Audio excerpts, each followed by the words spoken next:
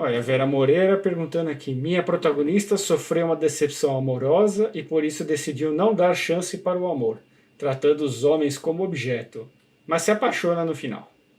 É um clichê. Tome cuidado para ver o que você faz disso, né?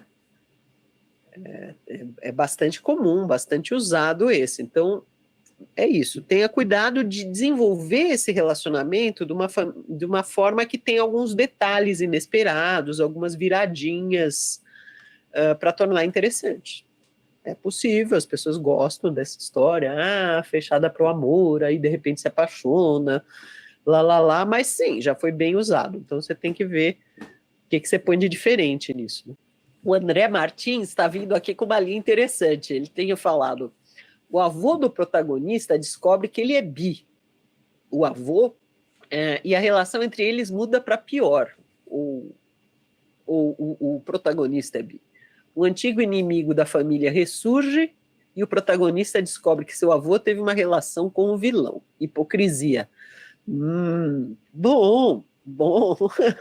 Se o avô fica aborrecido com o neto e ele mesmo teve um relacionamento com o antagonista, é interessante, é interessante. Você está jogando aí tensões no seu núcleo familiar, é bom, sempre bom. Quando, quando se descobrem segredos, quando no passado alguém transou, teve filho, pulou a cerca, sei lá o quê, costuma ser muito interessante você, fazer assim os podres da família aparecerem. Muito bom. O protagonista é o deus que mantém o status quo e descobre que um dia morreu. Ele habita as mentes mais desequilibradas de cada tempo, mas não percebe que precisa do humano para existir. Profundo esse aí. Mas você vai ter que ver que conflito é isso aí, hein? Você criou uma situação, mas você tem que ver assim, o que é que está atrapalhando ele, o que é que ele quer, e aí se ele vai ter algum relacionamento, né? De repente algum humano vai ensinar esse Deus aí a sua complementaridade, ou sei lá o que, né? Pense em criar relacionamento. É muito difícil quando a gente põe um ser qualquer super poderoso na história que não tem atributos humanos, tá, gente? Porque os leitores gostam de ver humanidade, não importa o tipo de personagem. É isso que pega. Então, se você tiver um superpoderoso qualquer, algo muito diferente de humano, faça um link com o humano, ou seja, faça com que esse ser aí tenha um relacionamento com o humano, porque isso aproxima do leitor. Se for só uma história entre deuses do Olimpo ou como é que é lá, dos nórdicos, Valhalla, né? Não empolga tanto, tá?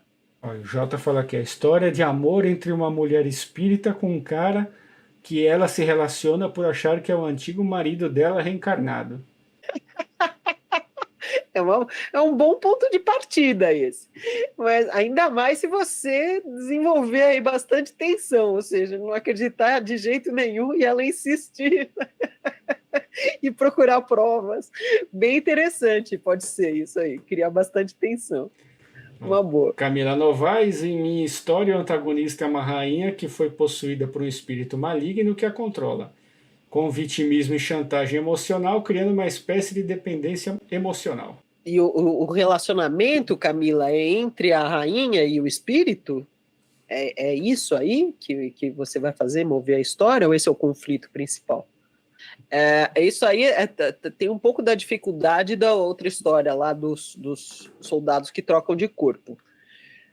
Você fazer um relacionamento com um espírito maligno vai ser. Pense bem como é que você vai fazer isso. Você vai ter que dar características a esse espírito para que o leitor consiga perceber quando é que ele está agindo, como, sentir a presença desse personagem, que não é humano, né? Então, pensa aí para ser bem nítido a forma de agir desse espírito. é isso, quando a gente bota um personagem que não é humano, que é sobre-humano, que é isso, que é aquilo, então a gente tem que fazer um link com o humano. Então, toma cuidado, vê bem aí como é que ele age, como é que ele se manifesta, como é que, seja o que for, para você tornar ele mais nítido e aí tornar o conflito com a sua personagem humana mais interessante, tá? Mas, sim, tem conflito.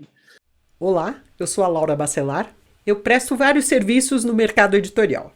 Eu ajudo autores a tirarem dúvidas com consultoria, eu faço mentoria para quem quer escrever livros de não ficção e eu faço leitura crítica com viés editorial. Se você tiver interesse, veja os meus dados de contato aqui abaixo desse vídeo.